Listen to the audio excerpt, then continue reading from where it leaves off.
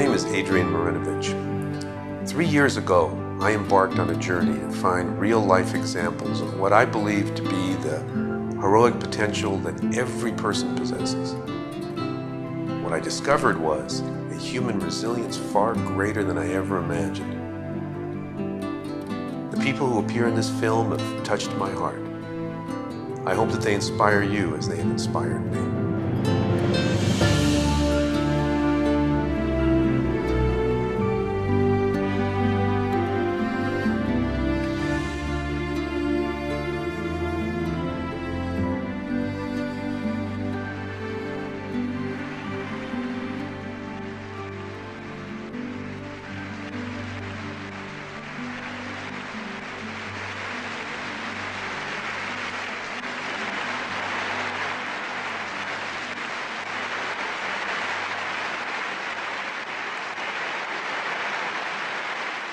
For the past 2 weeks, you've been reading about a bad rag.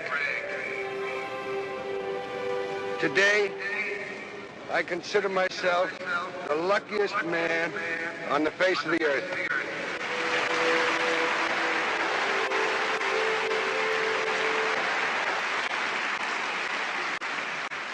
A hero is someone that I would look up to and strive to be. Everyday heroes are people that have to deal with the everyday grinds and, the little tragedies that happen to everybody every day. There are so many people in my life that, are like unspoken heroes. A hero lies in all of us. We have to find it and not give up. A gang member who decides, I'm going to change my life and I'm going to work together with the community and trying to solve the problems of the community and stuff. The life experiences or whatever are stacked against him or her, and he or she is able to persevere well. Those are people that are heroes to themselves because they make a choice to do the right thing, and it's a clear choice that they make. If they're labeled a hero, then they're labeled a hero. Do they look at themselves as heroes? No, they don't. But should they be acknowledged as heroes? You bet they should. So then the idea is that what is hero? Then maybe hero is a principled individual that chooses to do what is right over what is comfortable. The firemen and the people that went into the 9/11 building, those are heroes. But that's abstract to me because I don't know them. They killed all the heroes that we know. So we have to make our own heroes. That's what it's all about. It's families helping families. It's people helping people. And it's a bond. I've seen lots of heroes and a lot of different people. There's different heroes for different situations, My dad is my hero. He is who I want to be when I grow up. My mom came out to raise us with nothing in her hand and raise 6 kids. Our mothers and fathers are heroes to a lot of people. My sister's my hero. She's had cancer, 3 times breast cancer, and has, keeps fighting it and wakes up every day and goes to work. There's always a will, so there's always a way. I made a vow to do whatever it took. Share what you've been through. Help others than you or take new part. There are people who will listen. The person who is there during the rough times and during the good times. I think it's being a human being. Someone who's trying to make a difference. To make a difference, to care, to try to improve the world you live in. It's a tremendous amount of leadership and their belief within themselves. It's including others in one's process of doing. It's being generous, it's being kind. That's what it is. Change yourself and you can change others. Having the strength of will to change patterns that have been there for a long time. I think someone who does it altruistically and sacrifices for others has to be the ultimate hero. Yeah, I think honestly there's a hero in everyone. That I might have been given a bad break, but I've got an awful lot to live for. Thank you.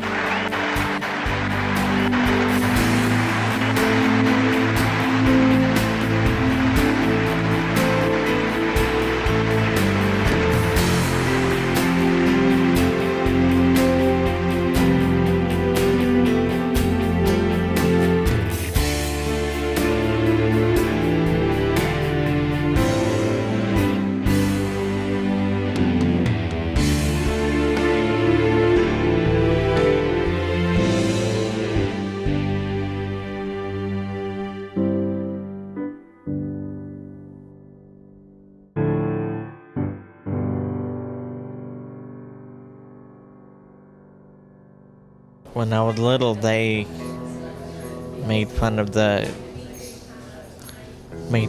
way I talk.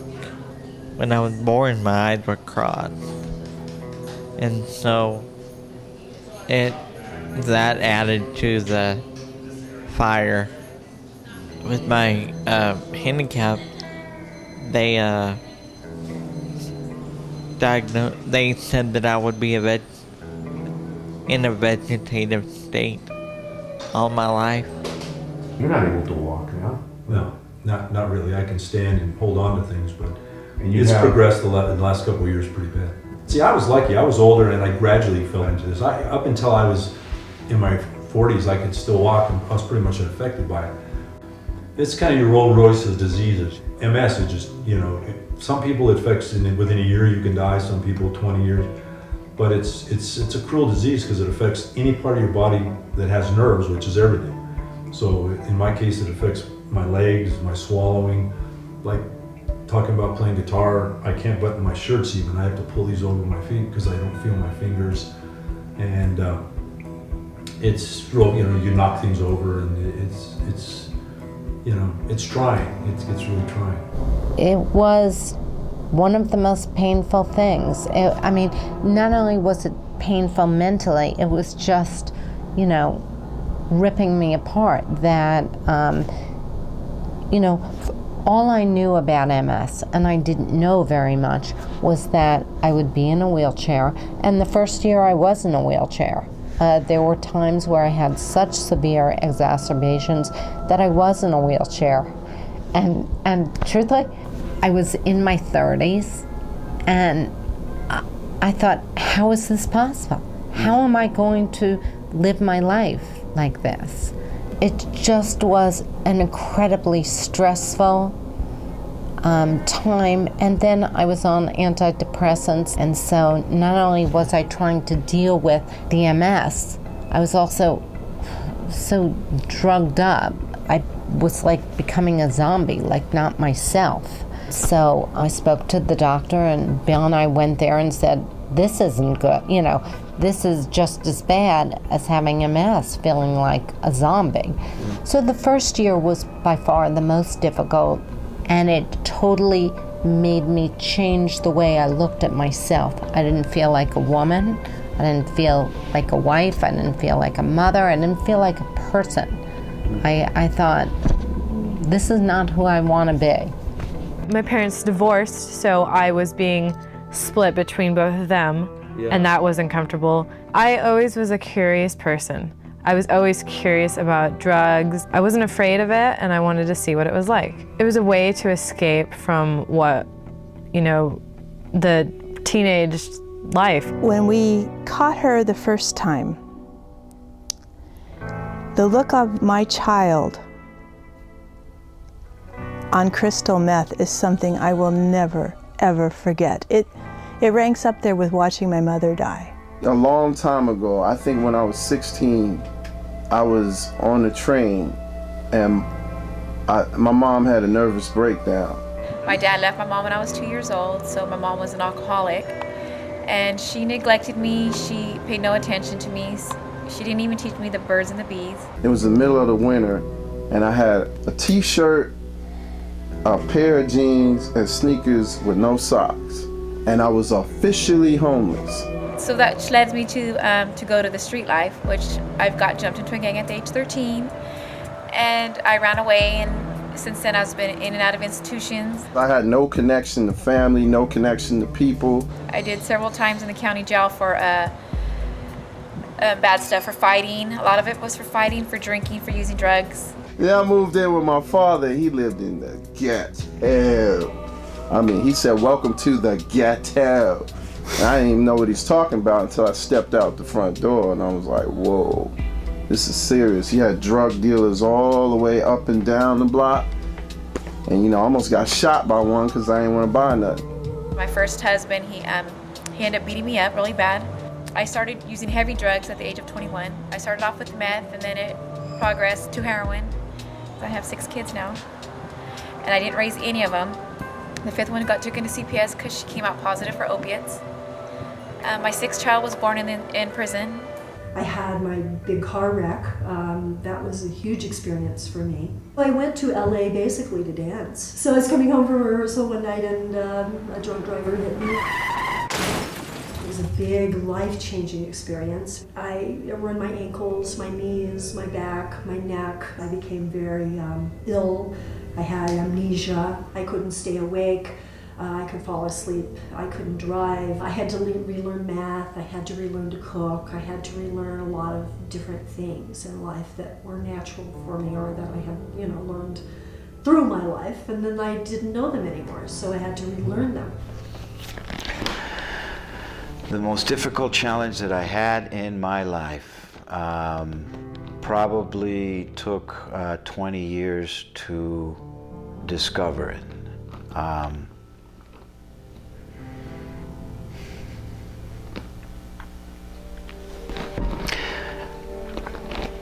You knew me then, but no one really knew it. But I went to a Catholic high school, and we were taught by Catholic men, priests. I became extremely close friends with, at that time, Brother Mark, and then he, I guess I should just say it. He sexually took advantage of me. I had cancer in 1981, and they didn't get all of, I guess, all of the growth or whatever it is in there. And then in 2.5 years it recurred, or I either got a new cancer or whatever it was in the same area. And God bless Dr. Fred Eilber. He fixed the leg when it kept breaking, and he isolated the cancer with radiation. And then for about 7 weeks or 7 months, I kept getting chemo. It was gone. For 15 years, I was good. And then one day, I had gone from my living room to my kitchen to pick something up. And as I came back to sit down, I hear a... My leg had broken. I mean, the worst pain in the world. I mean, it was the worst pain in the world. There was cancer in this part of the leg. The doctor looked at it for about 5 days. He wanted to be sure that he could do everything he could to save the leg. And he finally came into me one day, and he said, either Evelyn or Mrs. Barnes, you have 2 alternatives. And one is to, I said, to die? He said, yeah. Or, he said, amputate. And I said, well, lop it off. And when I came to, I almost died. I could have died easily. Because I remember having a feeling one day in the hospital of having a gray feeling of just kind of maybe leaving this body. Like you're probably wavering between life and death, maybe. When I came back to myself, I looked down and I thought I'd have a little fun. So I think Doctor and my daughter were standing there, and I said, you cut off the wrong leg. I said, this is the one with the fungus in the toe. That was a joke, but they didn't. I don't think they thought it was funny. 29 years in the LAPD, right? Yes. So you saw some unbelievable stuff. Yes, my life experiences have been pretty unbelievable, from a middle-class life to 29 years in working in major city police departments. So yes, I came from a family of a sort of a broken up family and stuff. I had a father that was mentally ill for 13 years of my life. He was a very successful stockbroker, and I held him on a special pedestal, and he succumbed to mental illness, schizophrenia. Plus, to the extent that he was so mentally ill, he had purchased a gun and was willing to take his life and my life and my brother's life. He went so far as to write a note, and my mom discovered the weapon. It had a very profound effect on me. I saw the helplessness of my mother in her love for him, her compassion for him, but her inability to really have an impact on his mental illness. My mom had, she was schizophrenic, had major depression. I was a special ed student too. Yeah, I was in special ed. I rode the yellow bus. My mom put me in special ed because she figured I wasn't learning anything in regular class. My first two wives were like emotional boot camp. I mean, they were kick butt. My first wife was a celebrity, and I was in love with her as a fan, and I ended up marrying her. I was in love with this woman in a group called the Incredible String Band, who was really popular in the late 60s, early 70s. They were very popular in Europe, very popular on the East Coast. They performed at Woodstock. They used to perform at Fillmore East.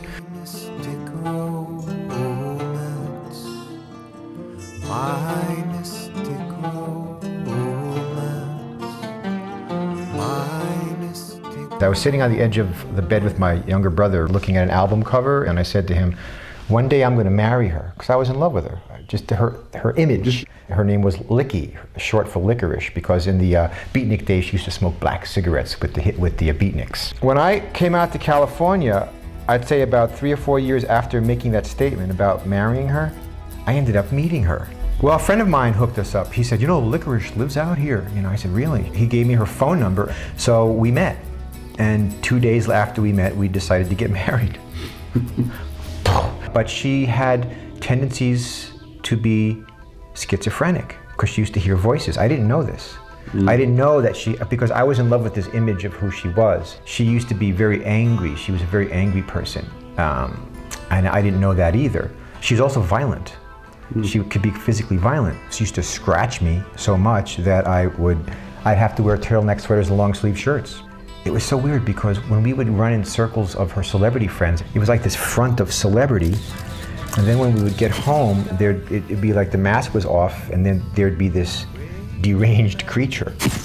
It was really a tough relationship. Oh, it was very tough. For the longest time, I couldn't see it was her. I blamed myself. So I could not see because I had given my power away to her image.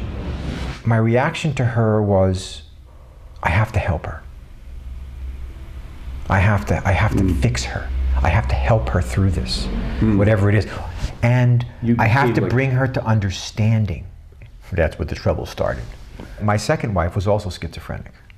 My second wife broke my rib, broke glass jars over my head. I don't know how in the heck I actually pulled that in. I mean, who does that? Who pulls? Who gets two schizophrenic wives? Boom, boom. I found myself in a position in my early 20s, and I think I was pretty fortunate to have it happen kind of on the early side for me, where I hit a wall, where I couldn't continue with life as usual. I couldn't live in my own skin, feeling about myself and my life and the way I did.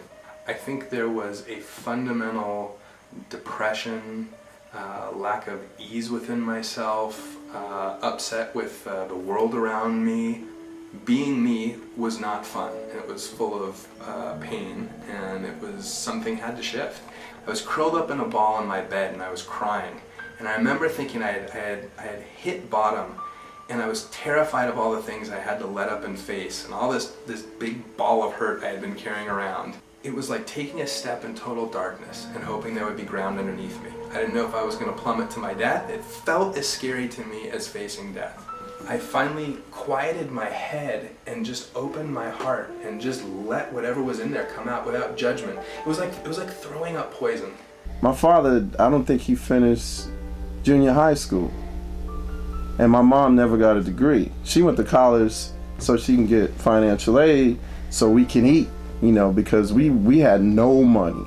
She always said, we're not poor, we just don't have any money. In 1968, there was a Tet Offensive. That was a big battle that happened right in my hometown, in Hue. That was the old capital of Vietnam. In Tet Offensive, my house got bombed on the New Year's Eve, and the house got cut in half. Out of the sudden, we didn't know in advance, so we hid under the bed. My father died when the war ended. I don't really know how he died. He's used to work in the army, and he was a translator for the US. That group was supposed to be the last to leave the base when anything happened. So he was supposed to be in the last group that went out. My mom, after the war ended, she spent a lot of time and effort to go everywhere to look for him. She found a person that used to work for my father, and he said he buried 27 people, including my father, in one same grave. My mom and some of her friends whose husbands were in the same group went out looking for them, but nobody was found. The hero would be like my mom. When my father was still alive, she never had to work. But now she has 6 kids to take care of, to provide food for. Wow. And so it was tough for her. I remember I got a phone call, and it was on a Monday, and my mom told me she's sick and tired of being sick and tired. And I said, well, what do you mean? She said, well, I'm ready to leave. And I said, okay, well, have I been a good son? And she said, yeah, you've been a great son. And I was like, is there anything I could do? She said, no, there's nothing you could do. And I said, well, I love you profusely. And she said, well, I love you profusely too. And the next day she died. So I had to put that aside and earn the money to pay for my mom's cremation. So I think in essence, my biggest challenge has been I never really have time to think about the situation. I'm too busy dealing with it. As a healer, I've come to find that this was not unique to me. Everybody, even a lot of people seem really together, carry this all around with them. And finally I was able just to be honest with people what I was going through, and that was liberating too. And to find out that I wasn't the only one was also very liberating, because we all tend to feel so alone, so embarrassed, and so unique in our pain. For a long time I didn't cry, I didn't feel. But then when you cry, it also opens up your heart, you know, and it does help. Maybe I'll go upstairs and cry, and I'll allow myself a good cry, and then it's over, it's done. You know, you're not too tough and you're not too big to cry. It's okay to cry. But you have to make a choice. Do I want to wallow in it? Do I want to cry every day? I mean, is this the choice I want to make for myself?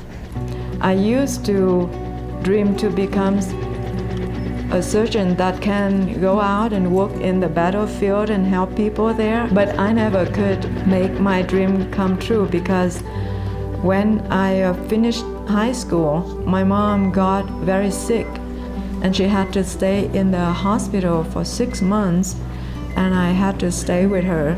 I could not take the exam for the medical school, so I applied for the education school. And I passed the exam and I became a teacher. Actually, I didn't have a choice though, because you just cannot leave your mom all by herself in the hospital.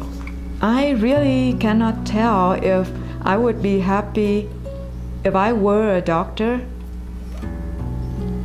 or not. Life just took me here, and I'm now working with the computer, and I love it. I met her, I had MS. We met over the internet. I wasn't as bad as I am now, but you know, I told her, I go, who knows what's gonna happen. He never thought that he would marry somebody, and I never thought I would like to be married to somebody. To put up with me and my, you know, frustrations and physical limitations, she doesn't blink. I don't have to think too much except do my job. So, yeah, I'm happy. She's just so funny. You can't watch her do anything without her hopping around. She's just full of joy. I help him a little, but you know, he called me a brat. And she doesn't know no. No, he's taking care of me. I'm twice as big as she is, and it doesn't stop her. I don't have to take care of him. I would have trouble thinking, God, I'm going to be with this person, and who knows what they're going to be like next year, but that never enters into her mind. I'm very proud of him. I'm very proud to be his wife. Before the MS, I was the most active person. Went to every game the boys played in, went to every swim meet. My life was being a great mom. If you ever see a dog with 3 legs and he could still run, they don't know that they're handicapped. You know, the dog doesn't go, oh my God, I'm not cool, I only have 3 legs. It took a lot of living with it and seeing how it affected my life, and then just saying, I have to do it. When I pull myself up, or I struggle to get from one spot to another, or I, you know, doing every little thing, like I said, buttoning my shirt, I don't think it's heroic, I think it's necessity, you know, I have to do it. It's just what I need to live. You know, you just reevaluate. Bill and I definitely sat down and thought, you know what? We need to slow it down. If we can't do 10 things, maybe we can only do 6 things, but we're going to do the 6 things and have a great time doing it. Eventually you're going to have to deal with it, so I get to do it a little sooner than some people. I am a really, really, really tough person, and I know I might not look like it, but I am tough as nails.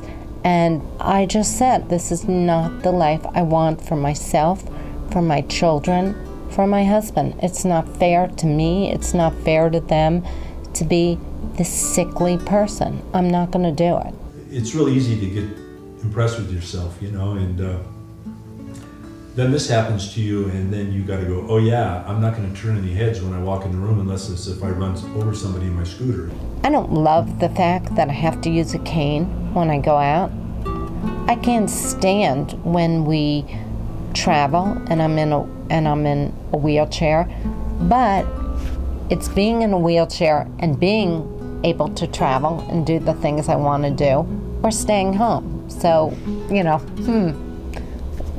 what to do? Now it's like, what do I got to lose? You know, it's like, dang it, you want this old body? You know, I mean, it's like, you know, it's easy to kind of to let go of the body when your body's kind of letting you go, you know. So I'm not looking forward to it, but I'm not fearing it, and it makes it a lot easier to accept. And then there's people that are perfectly healthy, but they're walking around, you know, that they're so mentally handicapped by delusion or worrying about money or this.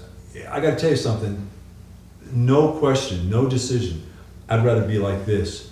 I could not figure out how I was going to live my life with the MS, and that's what put me in the depression, not the MS.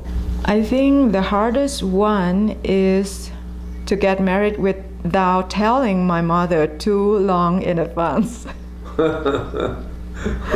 She would kill me if she hear this, but she cannot understand English anyway.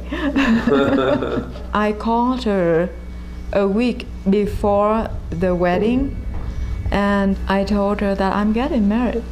And she asked all about Terry, and she said, okay. That was hard, but I think I did a good thing to make the decision all by myself and get out of the fear of making her sad. It's a good thing to have a 4,000-year traditional culture like Vietnam, But when it comes to living your life, you cannot let somebody else make the decision for you. In relationships, in goals, in dreams that people have, I mean, somebody said that an easy life is not a victorious life. You know, and even in the stories of heroes, you go to any great story, the great heroes, their lives were never easy. They almost died a million times. They almost died a million deaths. But yet they overcome. But I mean, it may sound like this is theoretical, but this translates into the everyday life. For you? Completely. In your life? Mm-hmm. When Sarah ran away the first time, and I have to say, not that her father didn't try, but I was the one that found her both times. I know, like, the first time I did crystal meth, you felt like, oh my God, everything can work. She had on a black stocking cap pulled down over her head. She had clothes I'd never seen before. She was tackled in a parking lot by the police, and her eyes and her face were radiating such anger. I have never felt that kind of anger off of a human being before. It draws you into it. You feel dependent on it, because once you get off that drug, it's not that feeling of happiness. The fact that she understood that that was not going to be enough for her makes her a hero in my book. I had to really just take a look at where I was going, what path I was going down, and knowing that that's not what I wanted. Sarah was the direct product of what I was the direct product of. I could only teach her what I knew, and she learned it well. And so when it came time to see that that wasn't functioning, I had to see that in myself too. I tried running for so long from all these things, but it came down to, you gotta stop running at some time. Then she took the steps to making the outcome to be what she wanted it to be. You gotta face the stuff that's inside before you can change anything. And so that's when I started working on myself. What I learned from my family was the lack of self-confidence, the lack of conviction in your beliefs. The past affects your future, how you're acting. When we got to the point where I stopped dancing around a topic, which happened to have been my father's sexual abuse of me, and as Sarah sort of alluded to, stepped out of myself and looked at the situation objectively, nothing was insurmountable. If you don't deal with that event and that issue, then all those things are still going to be there.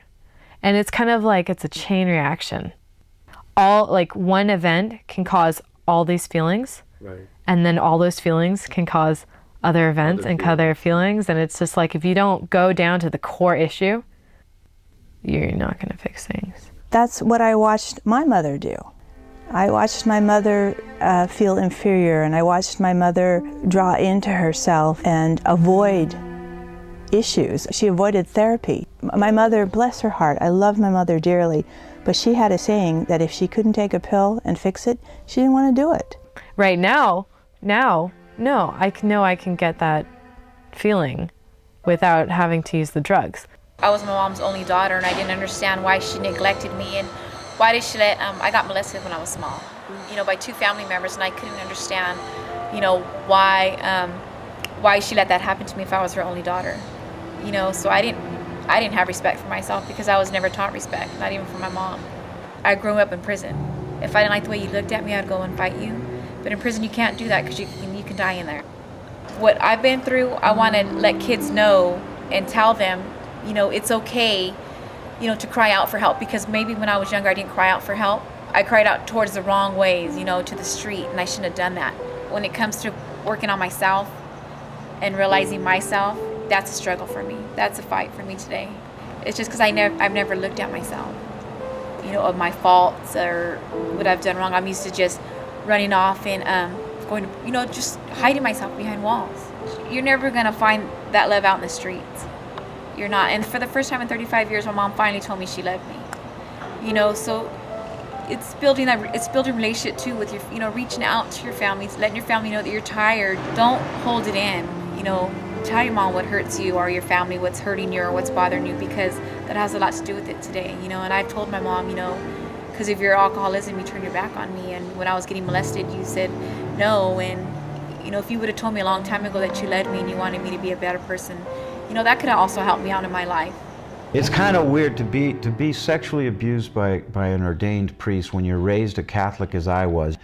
You begin to question your sexuality, your manhood, your everything. Nothing means anything. Everything is shattered for a period of time. And then what happens is you're thrown in a closet and the key's turned and the key's thrown away.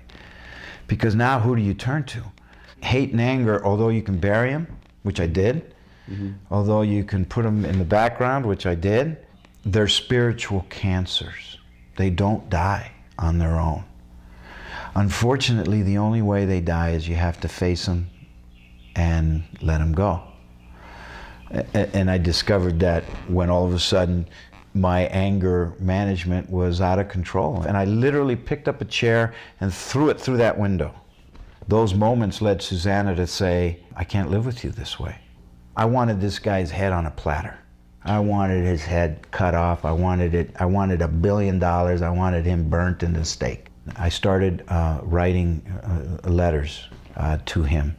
You know, I struggled with my faith. I said, I called him every name you could call him, but I was saying, may God help you when you get to heaven and he looks at you and he says, what you did to the least of my children, you did to me. He didn't respond. I wrote to his provincial. I wrote to Pope. And you know what? I never heard from the Pope, but as soon as I wrote to the Pope, I started to hear feedback. They said, okay, well, we have to meet and we're going to bring our attorney. I was saying, well, I'm going to go to Channel 7 and give him the news. And he goes, how can you expect me to believe that when you haven't even told your parents? That night I got home and I sat down with my mom and my dad and I told them the story. And my dad, my hero, pounded the desk and he says, that's enough. Stop this, and stormed out of the room.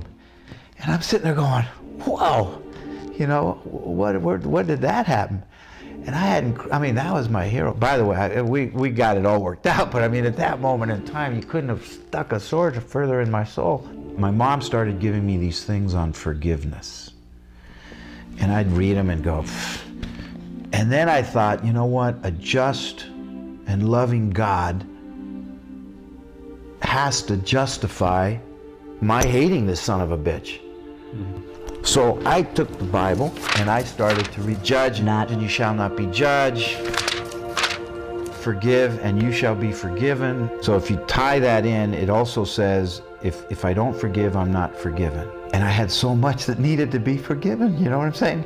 Throwing chairs through windows, pissing everybody off, being mean to my kids, being less than a good husband. That just started to eat away at me. That was like, oh, Jesus, man. There is no money on earth that can heal the soul. What's hurt the soul is hate and anger. You want to heal the soul? You got to get rid of the hate and anger. And I hate to tell you this, but that means you got to forgive it.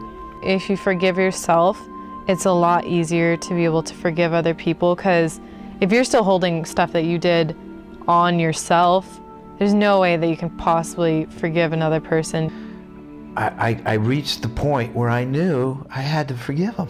And he was up in the Bay Area, and we flew up, and he walked in, and as close as we are, all I said was, I forgive you entirely, completely, and totally for all that you did to me. There has never been a more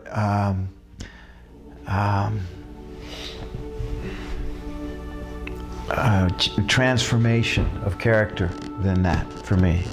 I couldn't carry on a regular conversation with people. The only way I could communicate is to rap. Rap is not the way it was when I grew up. When we started, it was like, how you doing? What's up, son? I grabbed the microphone. We doing this just for fun now. And he would respond, well, I'm cool. I'm just rolling the neighborhood. Everything over here really don't look good. And then I was like, I want to be an MC. I said I wanted to be an MC when I was 8 years old.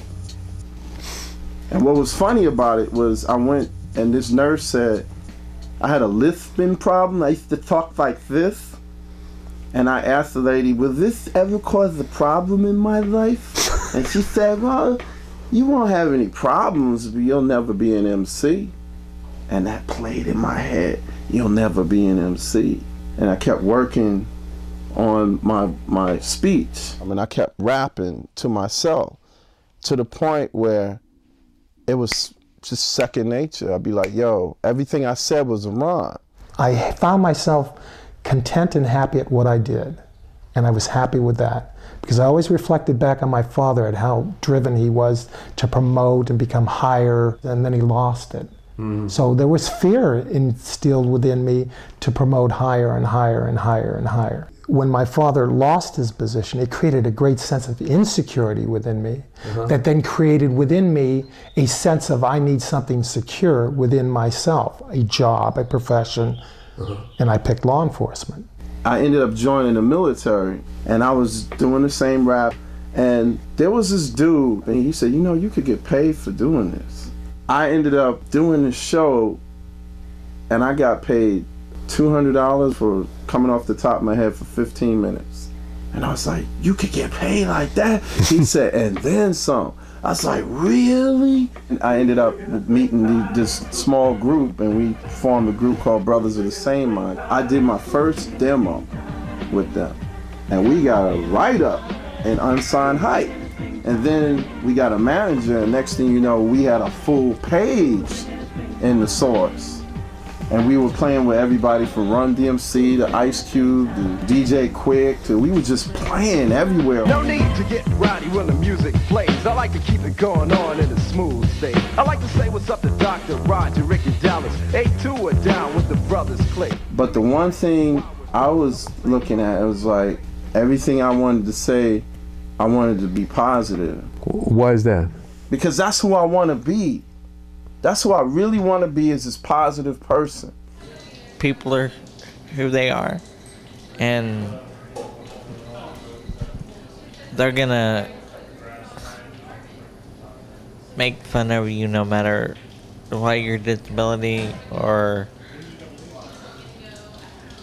what your disability is or your physical handicap is. So having to deal with this, I've learned to overcome all that and not let what people say get to me. I'm really thankful that I'm not in their position. You're thankful that you're not in the position of the individuals that were critical? Yes. Yes. When your band broke up, you decided to go in another direction. Yeah, it sure did. I was a mental basket case. I didn't know whether I was coming or going. I was so depressed.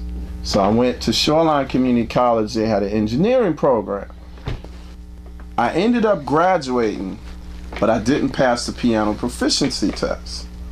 So I had to stay an extra year, and I studied every day. And I got my degrees. I got 2 degrees in music. And I struggled to get that. There were some very low points during the Depression, but we got through that. We learned a lot of getting through, learning how to enjoy what you have. Did you always have support of your family when you were young? My parents didn't know quite how to praise me. I've forgiven my mother for not, giving me a little more support than I really would like to have had. Now, what about your dad? Was he very supportive? No, not at all. Well, he was an alcoholic.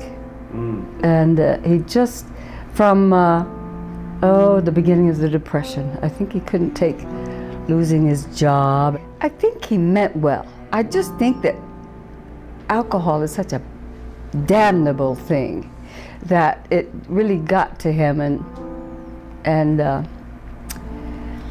messed his whole life up, and messed the family up. I forgive him so. Yeah. He had cancer when he died. I wasn't going to cry anymore today. My mom and I we locked. And my mom's a very principled, tough, strong woman. When I was quitting high school, she just completely flipped out, and then I would get into arguments with her, and we would just yell back and forth at each other. And that was a defining moment for me, for what would be who I was to become as an adolescent, and as a young man. And I even remember this one time that I was up in Grass Valley, living up in Grass Valley. I drove this car off to in the woods in the middle of nowhere in the dark, and I turned off the car, put the seat back, closed my eyes, and I made a decision. I said, I am going to understand why I'm doing this, or I'm not going to leave this car. And I remember sitting back, laying back, closing my eyes, and I remember going introspecting. I remember forcing my attention on the inside, forcing it on the inside, and I kept forcing, and I was hurt. Whatever was going on inside of me, it was so uncomfortable, but I forced myself to be with that uncomfortableness. And this picture popped out of my mother and I arguing. And I saw that I was replaying that unconscious event in the events that I was creating in the real world, because what I was working out with the two women that were really gonzo, that argument with my mother, the anger that my mother and I had, and that fighting that I had with my mother caused me to look for anger on an unconscious level. And so at that point in time, I realized that I needed to do some work in order to clear all that out inside of me. I started seeing how the unconscious had a connection. Stuff that I wasn't aware of inside of myself had a connection to the unexplainable things of my life. People go, why is this happening to me? I lost that question because that was an irrelevant question. I realized that there were mechanics to why things happen to people, and we are the authors of those. But except the cause of that is hidden from most people. So there is no mystery now for me. The only mysteries I have now are things that I haven't uncovered yet, but I know it's not out there anymore. I know that for beyond a shadow of a doubt, that the answers, that whole cliche-ish that lies within you, it's a cliche, but it really is true for me. The hardest thing for me to deal with. I think it was actually daring to believe that I was a good person and that being me just as I was fundamentally okay. Hearing my mother's, voice about, well, honey, if it's bad today, there's always a way up. There's always a way you can step yourself up, and you have to do it. No one's going to do it for you. And I always knew that, and I knew that from discipline in dance. So I just took every day as it came and tried to keep going and doing the things that I love, that I'm passionate about. 80% of my potential as a human being was tied up in my past. It was in carrying around this incredible weight of things that weren't working. I looked at, well, I have to transform my life. It's different now. It's not better, it's not worse, it's just going to be different. So what can I bring from myself, that is worthwhile? What can I bring from myself that I haven't before? It made me look at myself in a different way. People will look at you differently if you try to be someone that you're not. I think if you don't fundamentally feel worthy and happy in yourself, it's a very hard thing to accept what you really want. For years and years, I tried to be someone else. I tried to act like somebody else. And whether, you think nothing's great about you, there is. And you will always have yourself. You can't run from yourself. As long as our power is outside of us, if it is my car, my bank account, the attractiveness of my spouse, my degree, any of those things that are outside of me that define me, then I'm held hostage my whole life. If I'm lucky and I happen to have those things, then maybe I can feel okay about myself. And the second that one little external factor changes, I'm on the roller coaster ride of not feeling worthy again. And healing and happiness is really about fundamentally becoming at peace and liking who you are, so that whether you have those things or not doesn't really matter. Just being you is okay. Just being you is enough. I'm being who I am. And I've learned that that's all I can be. It's who I am. That's it. You do the best you can with what you've got, what was given to you. And you just get through stuff. There's a story on courage, and it's what I view the word to be. The little Indian boy goes to the medicine man, and the medicine man says to the little boy, he says, "What is courage?" And the little boy says, "Courage is the absence of fear." And the medicine man turns to the little boy and he says, "No, courage is not the absence of fear. Courage is doing what is right in the presence of fear." Human will and human determination is amazing. You know, people have overcome, you know, there's stories throughout history, you know, how people overcome things that seemed impossible. I know that I've had feelings of being ashamed and, you know, in the past maybe a little bit of it, like of being ashamed and, you know, having a total pity party for myself, like, oh, poor me. You don't say poor me or pity me, or aren't you, isn't this too bad? It's an inconvenience. Well, it's easy for you to say, you found a way. Well, find your way. You never had the thought of why me? Never, never, never, never. Because the one thing I know is whether it shows or not, everybody has something. It can be emotional, it can be physical. Nobody gets away scot-free. Everybody gets caught up. Everybody. You cannot sit down and be sorry for yourself, because there's always somebody else worse than you are. Even that person that you see is so bad off. There's got to be somebody even worse than him. And it made me laugh the first few, oh, how are you? Like, oh, you poor sad thing. I'm thinking, I'm great. Like, you know what? I have MS. Okay, you know what? There are a lot worse things than that.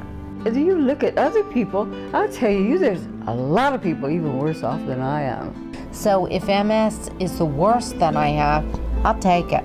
Whether it's thinking of, hey, I'm not on the street homeless and I'm not, you know, dying of a disease, or I'm not, you know, in another country starving because I don't have the same privileges that people have here. And I've seen what situation I could be in. And I've looked at my own life and I've realized that I don't have it as hard as other people do. In a weird sort of way, this MS has done something for you. It's definitely changed me. It's made me grow up.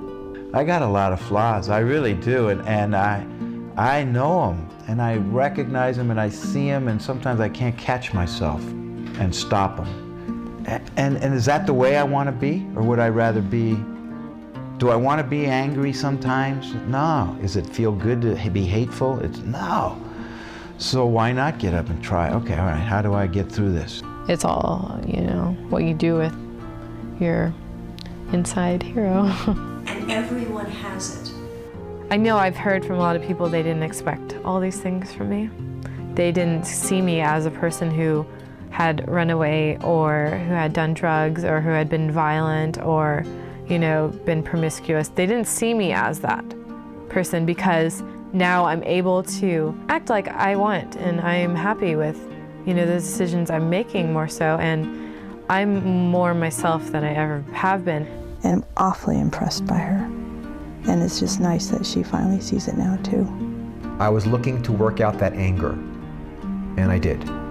And you know, I love my mother. My mom and I have a very super close relationship right now. And then I magically met my wife, Margaret, and we fell in love, and we're best friends. And she's the best thing that ever happened to me in my life. For me, I could say it's been the love and the kindness that I've been shown throughout my life. I'm also learning how to love people, and I've learned how to trust people, and before I didn't know how to trust anybody. Through that's given me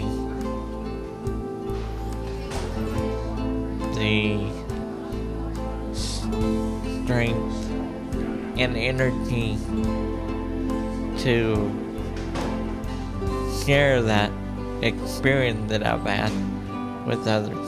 My dreams now are to build a relationship with my kids. Joy and happiness of knowing that I did something worthwhile and that I helped change a person's life.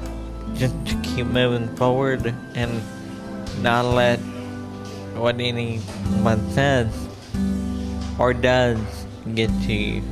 The choice is ours. It's all up to us, each and every day. Can you tell me about what you're going through right now? What have you been diagnosed with? What is happening in that regard? Yeah, sure. I mean, I've been diagnosed with brain cancer. I have the 4th level, which is the highest, and I also have the worst kind. I have neoblastoma multiforme, which means that I'm going to die. It's easy to find a hero on every block because there are people who are heroes. They're just not aware of it. Well, then let me ask you a question. Are you a hero? Oh yeah. Oh yeah. You know why I'm a hero? Because I'm ready to die, but I don't allow myself to become negative over that. I could die a month from now. I know that about myself. But you see, do I look negative to you? What does the hero inside of me want to tell me?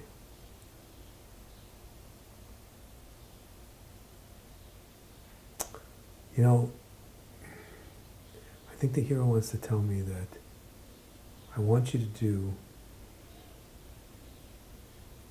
these incredible things, which I cannot tell you. I'd love to tell you, but I can't. But I want you to start them. And if you can just stay in the positive, stay in that positive, I'm going to bring you some things way beyond anything you ever imagined. They're beautiful. They're so beautiful. And then the day that you die, there'll be so many people there at your funeral. There will be thousands. There will be thousands.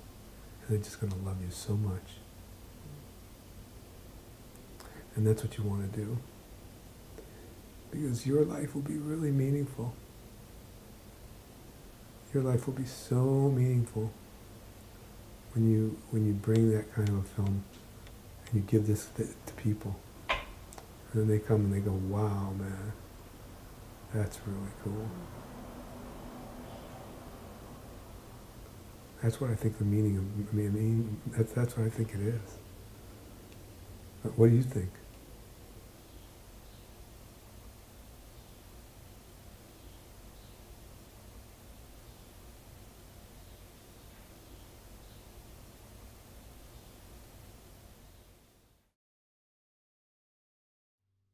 You know what?